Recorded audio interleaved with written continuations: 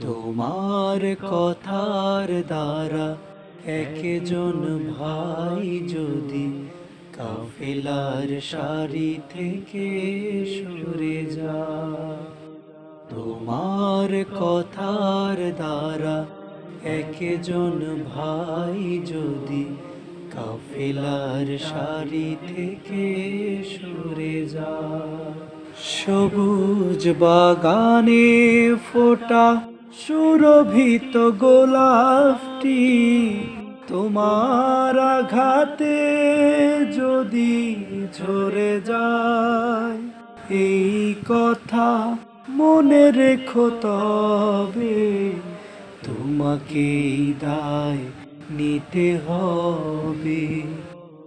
এই কথা মনে রেখো তবে তোমাকেই দায় নিতে হবে।